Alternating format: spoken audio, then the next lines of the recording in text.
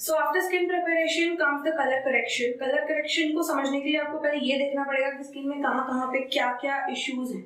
वैसे जो ये है इनकी स्किन पे काफी कम इतना पिगमेंटेशन मुझे नहीं दिख रहा है, कहीं पे लाइक थोड़ा सा डार्क सर्कल बहुत कम और डार्क सर्कल दिख रहा है और यहाँ पे थोड़ा सा पिगमेंटेशन दिख रहा है। Other than that there is no heavy pigmentation नहीं है या फिर एक्ने वगैरह भी नहीं है। लेकिन जब आप क्लाइंट पे काम करते हो तो कई बार ऐसा होता है कि हमको बहुत ज्यादा पिगमेंटेशन मिल जाती है और हम डर जाते हैं, हमको नहीं समझ में आता कि हमको उससे कैसे डील करना है। ये जो कलर व्हील है इसको आपको घोट के पी लेना है लिटरली, बिकॉज ये you see this red, yellow and blue, these three are the primary colours. Primary colour को जब हम मिलाते हैं तो we get the secondary colours. Like if you mix the red and yellow, you get the orange. If you mix yellow and blue, you get green. If you mix red and blue, you get purple. ठीक है, तो जो हमारे dark circles होते हैं वो mostly उसका जो अंडरटोन होता है वो ब्लू, क्या बज रहा है, सो जो डार्क सर्कल्स होते हैं वो मोस्टली ब्लू अंडरटोन के होते हैं। सो उसको कैंसिल आउट करने के लिए हमको ब्लू के ऑपोजिट क्या दिख रहा है, ऑरेंज। उसको कैंसिल आउट करने के लिए हमको ऑरेंज करेक्टर यूज करना है। अब ये डिपेंड करता है कि जो डार्क सर्कल्स हैं वो कितने डार्क हैं। अगर वो जैसे कि इनके हैं इस तरह के डार्क है तो we can use a peach और लाइट ऑरेंज करेक्टर, ठीक है। लेकिन अगर थोड़े डार्क है तो आपको थोड़ा और डार्क ऑरेंज यूज करना पड़ेगा। अगर बहुत डार्क है तो आपको एकदम डार्क लाइक जो बर्न्ट ऑरेंज कलर होता है वो वैसा करेक्टर यूज करना पड़ेगा। So you have to understand कि आपको किस तरह का स्किन मिला है, किस तरह का पिगमेंटेशन है, उसके according you have to deal with it. If it is a active pimple, fresh pimple, तो जो फ्रेश पिंपल का अंडरटोन होता है वो मोस्टली रेड होता है। आप नोटिस करते हो कि जब हमको फ्रेश कोई पिंपल आता है वो एरिया रेड हो जाता है, तो रेड के ऑपोजिट हमको क्या दिख रहा है, ग्रीन। तो in that case you have to use the green corrector, ठीक है।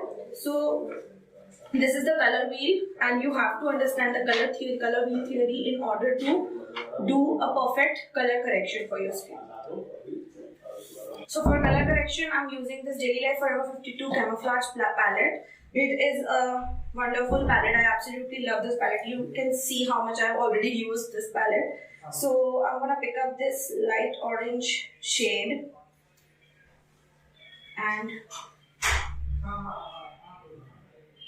apply it under her eyes.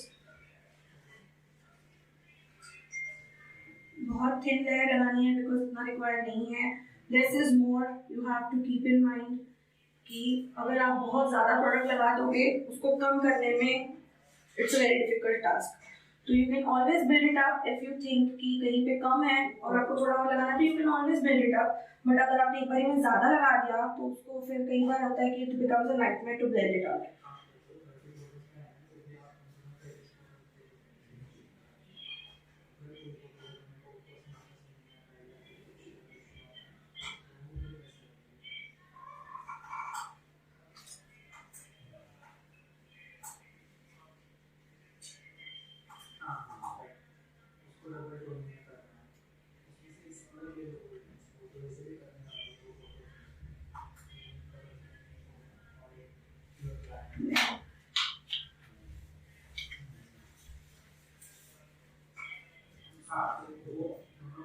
Blending करते वक्त आपको हमेशा dab dab dab motion use करना है, स्वाइप नहीं करना है। अगर आप स्वाइप करोगे तो आपका जो बेस है वो एक जगह जहाँ पे आपको प्रोडक्ट लगाना है वहां पे नहीं लगेगा, वो ड्रैग होके कहीं और ही पहुंच जाएगा, ठीक है। और कई बार स्वाइप करने से ये भी होता है कि आपका स्किन प्रिपरेशन जो क्या किया था आपने वो भी खराब हो जाता है, आपका प्राइमर रिमूव हो जाता है। सो आपको ड्रैग नहीं करना है, आपको हमेशा डैब ही करना है। ब्लेंडिंग बहुत परफेक्टली होनी चाहिए। अगर आपने करेक्टर को अच्छे से नहीं ब्लेंड किया तो जब आप फाउंडेशन लगाओगे कुछ टाइम के बाद आपका जो फेस है वो ऑरेंज ऑरेंज दिखने लगेगा। तो आपको बहुत सीमलेसली ब्लेंड करना है।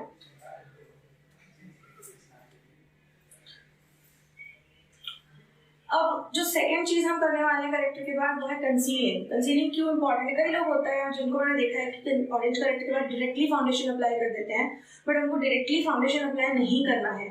क्यों? क्योंकि ऑरेंज करेक्टर का जो पिगमेंटेशन होता है, जो उसके अंदर पिगमेंट होता है ऑरेंज पिगमेंट, वो इतना तेज होता है कि अगर आपने फाउंडेशन अप्लाई कर दिया तो फाउंडेशन की जो कंसिस्टेंसी होती है वो थोड़ी सी लिक्विडी कंसिस्टेंसी होती है, तो उससे वो फाउंडेशन को ग्रे कर सकता है। बट जो कंसीलर्स होते हैं वो थिक कंसिस्टेंसी के होते हैं, तो that is the reason why you have to apply with concealer first before moving on to the foundation, so that it acts as a wall between the corrector and the foundation.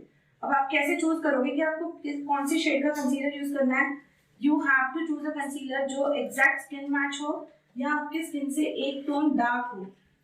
Light colour का concealer आप अभी use नहीं करोगे वरना आपका जो base है वो एशी लगेगा, ग्रे लगेगा, and we don't want that result. So I'm using this Daily Life Forever 52 concealer in shade COV003. This shade is very close to her actual skin tone, a little bit darker than her actual skin tone.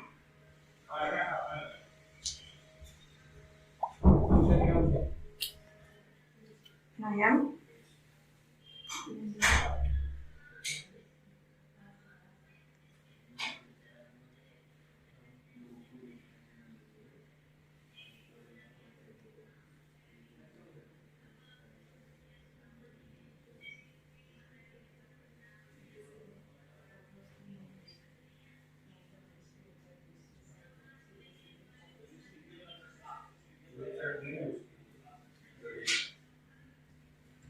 Now you can see कि हमारा जो orange character था वो properly hide हो चुका है, properly hide हो चुका है।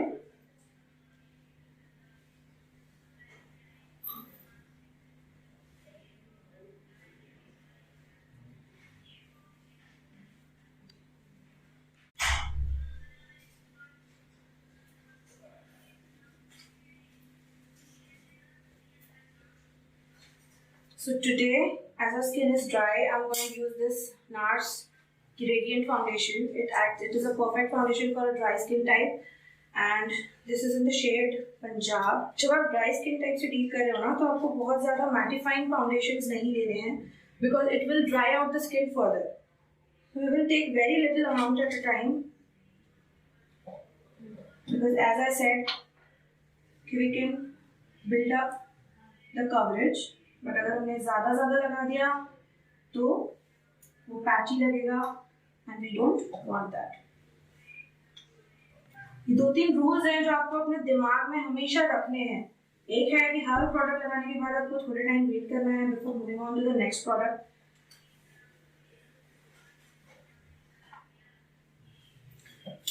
दूसरा है कि लेस इज मोर, हमेशा थोड़ा करके लो, बिकॉज आप बार ले सकते हो, लेकिन अगर आपने एक बार में ज्यादा लगा दिया तो it can become a nightmare for you.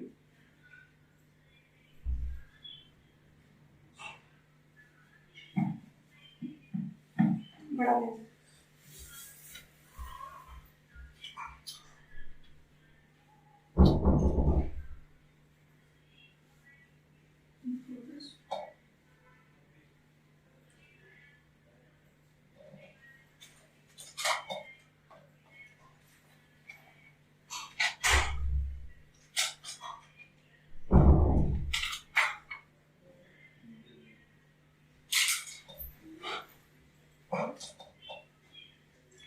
This blender is from Renee Cosmetics.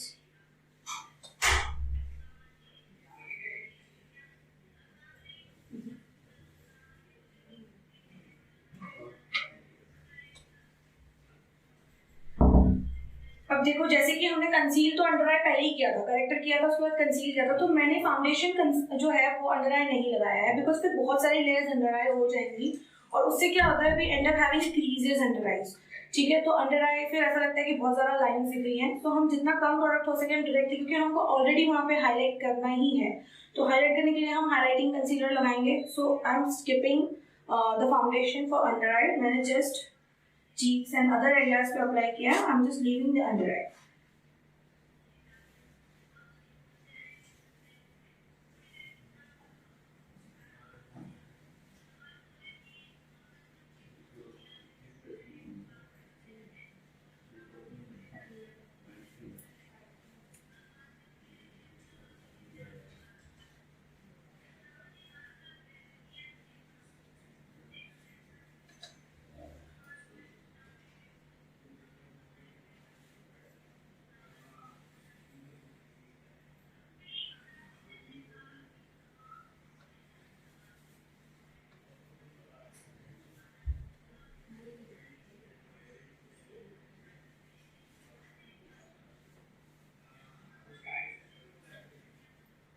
You have to make sure कि आप ears पे भी apply कर रहे हो to even out everything, and the neck.